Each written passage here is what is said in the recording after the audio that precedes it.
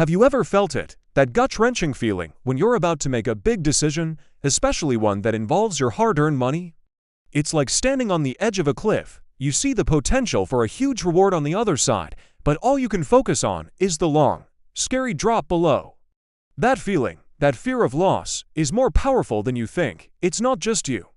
It's a fundamental part of human psychology, and it might be the single biggest thing holding you back from achieving your financial dreams. Today, we're going to pull back the curtain on this powerful force. We're going to talk about why the pain of losing $100 feels so much more intense than the joy of gaining $100. Why do we cling to what we have, even when letting go could lead to something so much better? It's a phenomenon that shapes our choices every single day, often without us even realizing it. We see it everywhere. Think about that friend who has a brilliant business idea but is terrified to take the leap. What if I fail? What if I lose my savings? The fear of what could go wrong completely overshadows the massive potential for what could go right. Or consider the investor who panics and sells their stocks the moment the market dips, locking in a loss, only to watch it rebound and climb higher than ever before. They weren't reacting to logic, they were reacting to fear. And what about staying in a comfortable, stable job that you don't love? You know there are better opportunities out there, ones that could bring you more money, more fulfillment. But the comfort zone feels safe, the known salary, the predictable routine, it's a warm blanket. The idea of leaving it for the unknown, even for a potentially huge upside, feels like stepping out into a blizzard. The risk feels too great. These aren't just isolated stories of cautious people. They are textbook examples of a powerful cognitive bias that affects us all. It's called loss aversion bias, coined by psychologists Daniel Kahneman and Amos Tversky. Loss aversion is the principle that for us humans, the pain of losing is psychologically about twice as powerful as the pleasure of gaining. Let that sink in. The negative feeling from losing $50 is far stronger than the positive feeling from finding $50.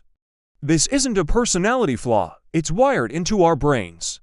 From an evolutionary perspective, it makes sense. Our ancestors had to be extremely cautious. Losing your food supply or your shelter could mean the difference between life and death. Avoiding loss was a critical survival skill. But in today's world, especially in the world of finance and personal growth, this ancient survival instinct can seriously backfire. It makes us overly cautious. It pushes us to make irrational decisions based on emotion rather than on data and logic. Let's break down how this bias sabotages our financial well-being. The first and most obvious way is through risk avoidance. Loss aversion makes us see risk as a monster under the bed. We focus so heavily on the potential downside that we become blind to the potential upside.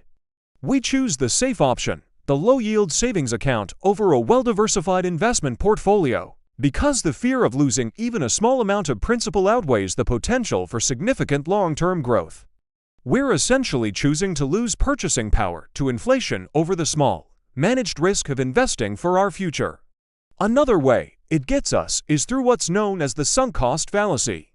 This is when we continue to pour resources, time, money, effort into a failing venture simply because we've already invested so much.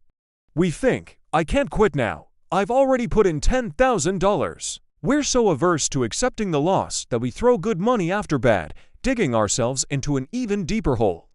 The rational move would be to cut our losses and reallocate those resources to something more promising. But loss aversion whispers in our ear, don't accept the failure. Maybe just a little more will turn it around. It's a trap, and it's a direct consequence of our fear of crystallizing a loss. This bias also explains why so many people hold on to losing investments for far too long. We buy a stock, it goes down, and we refuse to sell. Why? Because selling would mean admitting we made a mistake and making the loss real. So we hold on, hoping and praying it will come back to the price we bought it at, just so we can break even. This is an emotional decision, not a financial one. Meanwhile, that capital is tied up, unable to be used for better, more promising opportunities. We become emotionally attached to our positions, and our portfolio suffers for it. On the flip side, we often sell our winning investments far too early. The moment a stock goes up a bit, we get nervous. The fear that it might drop and erase our gains kicks in. So we sell, lock in a small profit, and feel a sense of relief. But then we watch in frustration as the stock continues to climb, and we realize we missed out on the majority of the gains. We cut our flowers and water our weeds, all because of loss aversion. So, the big question is, how do we fight back against this powerful, deeply ingrained psychological bias? Knowing it exists is the first, crucial step. Just by understanding that your brain is wired to overreact to potential losses, you can start to question your gut feelings. When you feel that knot of fear in your stomach before making a financial decision, you can pause and ask yourself, is this rational, or is this my loss aversion bias talking? One of the most effective strategies is to reframe your perspective. Instead of thinking about a decision in terms of potential loss, try to frame it in terms of potential gain. Don't think, if I invest this $1,000, I could lose it. Instead, think, by not investing this $1,000, what potential future growth am I missing out on? What is the cost of inaction? Often, the opportunity cost of playing it too safe is far greater than the risk of a calculated investment. This mental switch can be incredibly powerful. Another powerful tool is to automate your financial decisions. This removes the emotional component from the equation. Set up automatic transfers to your investment accounts every single month. This strategy, known as dollar cost averaging, means you're buying consistently, whether the market is up or down. It takes the temptation to time the market game often fueled by fear and greed out of your hands. You're no longer making dozens of small, emotional decisions. You've made one big, rational decision to invest consistently, and you let the system do the work. Diversification is also your best friend in combating loss aversion. When your money is spread across many different assets, the poor performance of one single investment doesn't feel like a catastrophic failure. It's just a small part of a larger, more stable picture.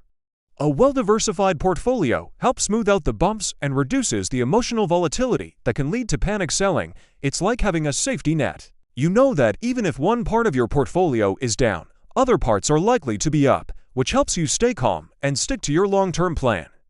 And finally, focus on the long game. The most successful investors understand that short-term fluctuations are just noise. They don't check their portfolios every day, torturing themselves with the daily ups and downs. They have a long-term strategy, and they trust it. They know that over decades, the market has consistently trended upward, rewarding those with the patience and discipline to stay invested. Zoom out, look at the 10, 20, or 30-year chart, not the 24-hour one. This long-term perspective helps to diminish the emotional impact of short-term losses. Overcoming loss aversion isn't about becoming a reckless risk-taker. It's not about gambling your life savings on a whim. It's about becoming a more rational, more strategic decision-maker. It's about understanding the difference between a foolish gamble and a calculated risk. It's about learning to control your fear instead of letting your fear control you. It's about giving yourself permission to pursue growth, even if it comes with the possibility of temporary setbacks. Think about all the opportunities you might have already passed up because of this bias. The investment you didn't make, the business you didn't start, the career change you didn't pursue. Each of these was a choice to prioritize the avoidance of a potential short-term loss over the pursuit of a potential long-term gain. It's time to change the narrative. It's time to understand that true financial risk isn't about market volatility. It's about not growing your money at all. It is about letting inflation silently eat away at your savings while you hide in the perceived safety of your comfort zone. The next time you feel that fear creeping in, that voice telling you to play it safe, to run from the risk, I want you to remember this. The money, the opportunities, the life you want, they aren't running away from you. You might just be running away from them. Recognize the bias, reframe your mindset, and start making choices based on your goals, not your fears. Thank you for watching. If this video helped you see your relationship with money in a new light, please give it a thumbs up and subscribe for more content on building wealth and mastering your mindset. Let me know in the comments about a time loss aversion might have affected one of your decisions. See you next time.